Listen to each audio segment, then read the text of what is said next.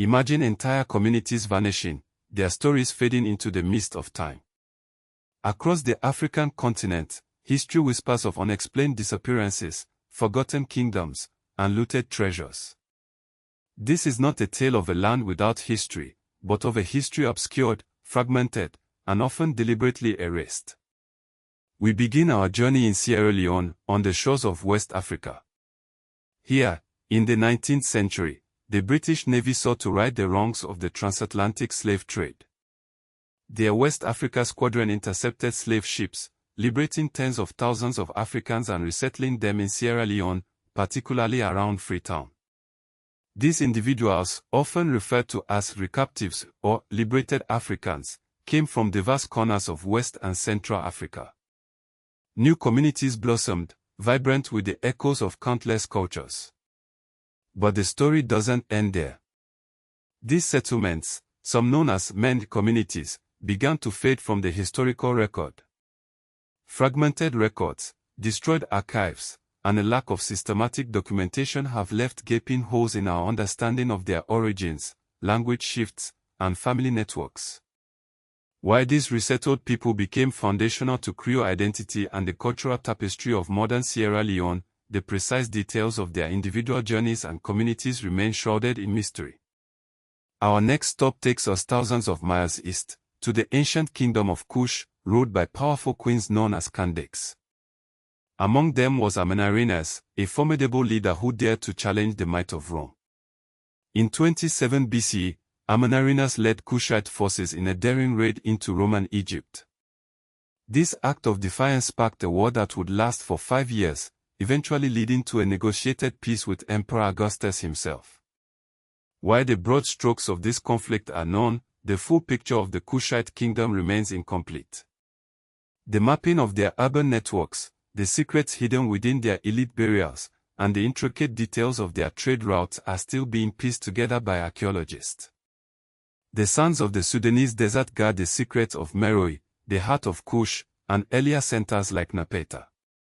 These sites hold the key to unlocking a deeper understanding of this powerful ancient state that shaped the course of Nile Valley history. From the arid landscapes of Sudan, we travel west again, to the heart of Nigeria, where the Nok culture once flourished. Between 1000 BCE and 300 CE, the Nok people created remarkable terracotta sculptures, some of the earliest examples of large-scale artistry in sub-Saharan Africa.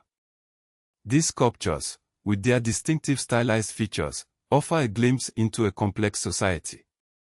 But who were the Nok people? What was their social structure? How did they organize their settlements? And what ultimately led to the decline or transformation of their artistic tradition?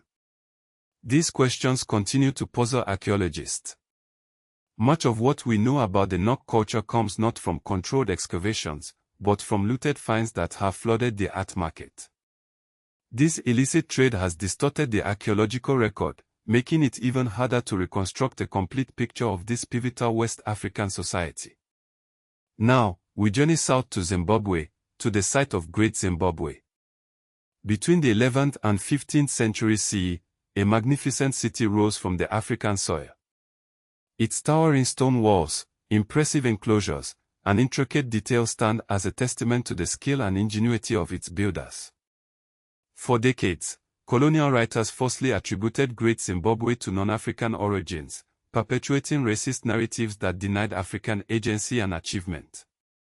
Modern scholarship has definitively established that Great Zimbabwe was built by ancestors of the Shona people. But even with this crucial correction, mysteries remain.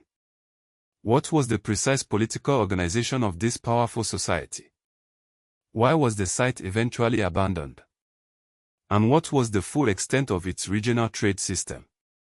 Great Zimbabwe was not an isolated monument, but a major international trade hub connected to the Indian Ocean network. Chinese ceramics and Persian glass beads found at the site are evidence of its long-distance commerce in gold, ivory, and other valuable goods. From the inland grandeur of Great Zimbabwe, we now turn to the Swahili coast of Kenya, to the ruins of Gedi. This city flourished between the 13th and 17th centuries, a testament to the vibrant urbanism of the Indian Ocean world. Gedi boasted stone mosques, elite houses, a system of wells, and defensive walls, all signs of a sophisticated and well-planned urban center. And yet, sometime in the 17th century, Gedi was abandoned. The reasons for its collapse remain a subject of debate. Was it due to water supply issues, shifting trade networks, or perhaps political pressures from rival powers? The silence of Gedi is a haunting reminder of the fragility of even the most prosperous societies. Our investigation now takes us to Benin City, in present-day Nigeria. Here, we confront a different kind of mystery, the unresolved history of colonial looting. In February 1897, a British punitive expedition stormed Benin City, looting thousands of objects, including the famed Benin bronzes. These bronzes were not merely art objects, they were royal archives, visual record-keeping devices, court ritual objects, and political propaganda. Their removal was not just theft, but the destruction of a state archive, a cultural catastrophe that continues to reverberate today. The Benin bronzes are now scattered in museums across the globe, sparking a fierce debate about ownership, repatriation, and museum ethics. The call for their return is a call for justice, a demand for the recognition of African cultural heritage. From Nigeria, we move across the continent to Zambia, the site of a Cold War mystery. On September 18, 1961, a plane carrying Dag Hammarskjöld, the UN Secretary-General, crashed near Ndola, in what was then northern Rhodesia. Hammarskjöld was on a peace mission to the Congo, a nation embroiled in a complex and violent struggle for independence. The circumstances surrounding his death have long been shrouded in suspicion. Allegations persist that the aircraft was shot down or sabotaged, a victim of Cold War machinations and the ruthless pursuit of political and economic interests. Numerous investigations have called for the declassification of British, US, Belgian, South African, and Rhodesian files related to the crash, seeking to uncover the truth behind this tragic event. Finally, we consider the vast and often overlooked history of the Zanj, or East African slave trade.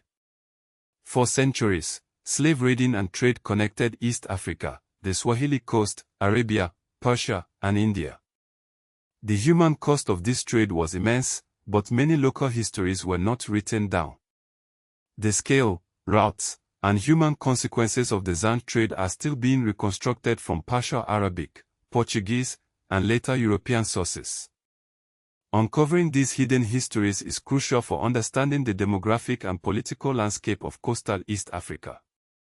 These mysteries, from the vanished settlement of Sierra Leone to the looted treasures of Benin, reshape our understanding of African agency. They reveal African societies as politically complex, commercially connected, artistically sophisticated, and capable of state formation on a grand scale. They challenge older colonial narratives that portrayed Africa as a continent without history, a land of darkness and barbarism. These mysteries persist not because Africans lacked history, but because colonialism damaged the historical record itself. Archives were destroyed, oral traditions were dismissed, artifacts were looted, colonial officials misreported events, and local languages and genealogies were not systematically recorded. The pursuit of these lost histories is not just an academic exercise, it has profound implications for nationalism and identity today. Great Zimbabwe is central to Zimbabwean national identity. The Benin bronzes are at the heart of Nigerian cultural restitution debates. Kush and Meroe are intrinsic to Sudanese heritage and identity. Gedi and the broader Swahili heritage shape Kenyan coastal identity and tourism. The Benin case, in particular, has become a global test case for repatriation, restitution, provenance research, and colonial-era asset recovery. The stories of Africa's past are not just stories of kings and queens, battles and empires. They are stories of resilience, creativity, and the enduring human spirit. They are stories that deserve to be told, and stories that demand to be heard.